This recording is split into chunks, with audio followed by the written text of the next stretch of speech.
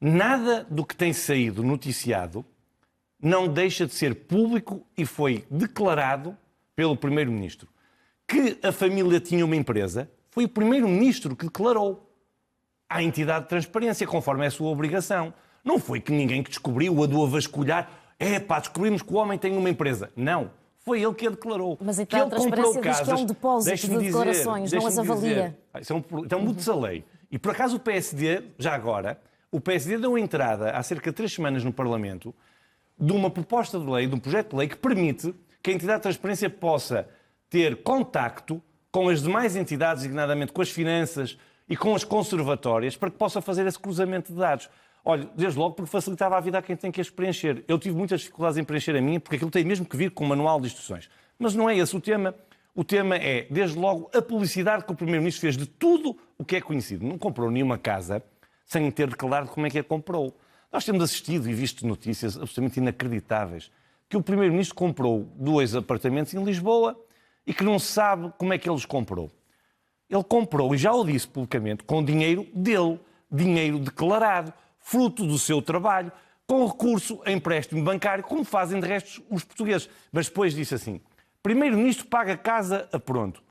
Oh, Nelma, as minhas comprei sempre a pronto. Olha, já comprei mais do que uma.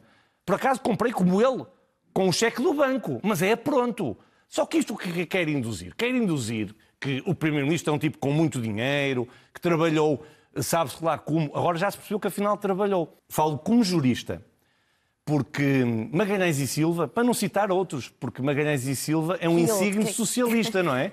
Veio dizer, como diz qualquer jurista que conheça o Código Civil e o Código das Sociedades Comerciais, que o negócio que ele fez com a mulher é perfeitamente legítimo e que o tira da esfera da empresa. Então porquê é que agora acabou a passar tudo para os filhos? E muito bem, porque o Primeiro-Ministro entendeu que, face a tudo o que estava a acontecer, que era mais claro de uma vez por todas, para que acabasse essa especulação à volta de tudo isso, tirar a mulher da esfera da empresa e a empresa ficar com os filhos. Mas devo-lhe dizer, eu creio que todos os portugueses que nos estão a ouvir acham que é legítimo que um Primeiro-Ministro possa deixar uma empresa como um bem aos filhos para que eles possam trabalhar e seguir a vida que o pai quis para ele antes de entrar na política. Há constitucionalistas, Hugo Soares, deixe-me só dizer uma coisa. Deixe-me também fazer as perguntas. Eu respondo a todas. Eu já lhe disse outros para estar aqui até amanhã, se quiser. E respondo a todos.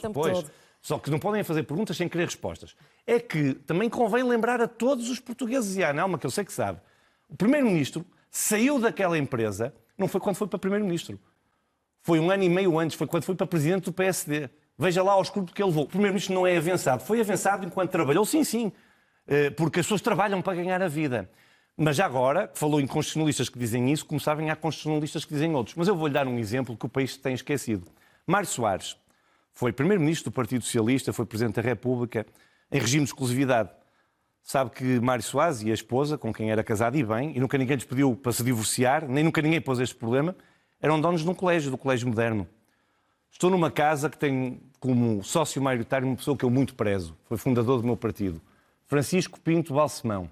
Foi Primeiro-Ministro e era dono do Expresso. Alguém lhe pediu para vender o Expresso? É verdade que está criado um clima político que impossibilita, de facto, o Primeiro-Ministro de falar ao país de que o quer que seja que interessa às pessoas, aquilo que verdadeiramente interessa às pessoas, os seus problemas, os problemas da vida concreta das pessoas, porque está constantemente a ter que responder como é que comprou a casa, como é que comprou a gravata, como é que comprou... É que na declaração aos de senhores sábado jornalistas. não respondeu a perguntas no sábado.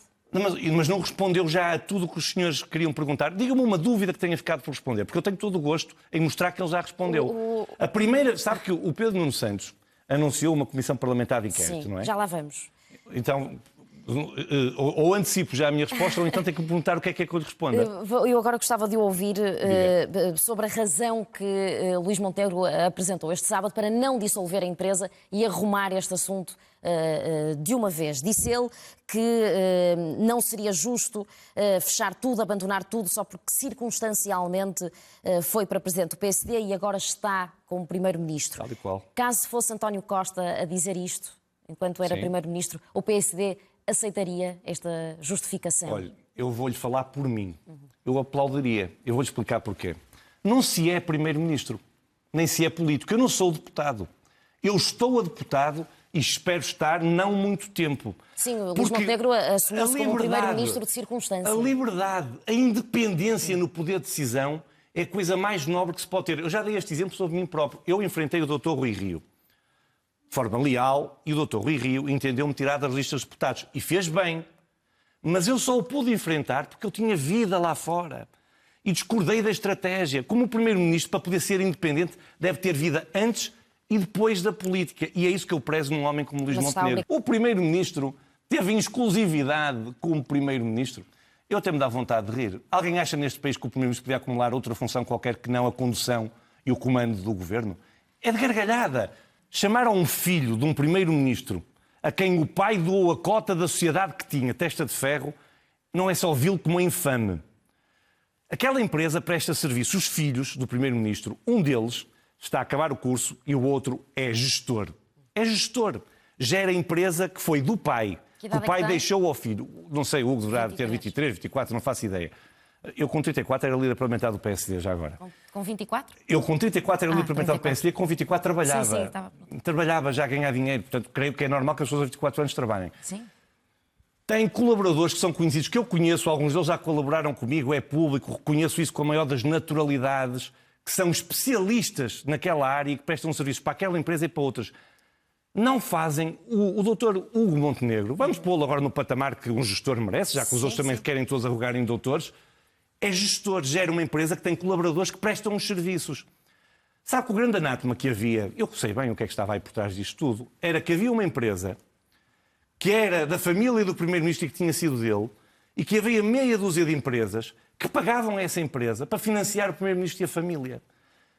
Há um conjunto de pessoas que devem achar que se estão a ver ao espelho. Eu quero dizer isto mesmo assim. Não. Aquela empresa trabalha mesmo. Mas compreende-se tem que um grupo como a Sol Verde continua a querer os público. serviços de uma empresa de 2 jovens, por mais que contratem depois os profissionais da área, mas não deixa de ser uma empresa com 2 jovens à frente, ainda pouco experientes, e sabemos que o Grupo Sol Verde é bastante grande e que precisa desse tipo de serviço. Pois, e precisamente porque nunca teve nenhum problema, porque quem presta os serviços são exatamente as mesmas pessoas. Os filhos do Primeiro-Ministro são sócios da empresa desde a primeira hora e aqueles colaboradores são os mesmos desde a primeira hora. O Partido Socialista acha que podem haver comissões parlamentares de inquéritos a empresas privadas. Acho uma coisa extraordinária. E a minha pergunta é para onde é que nós vamos? Mas devemos fazer esta pergunta aos empresários portugueses.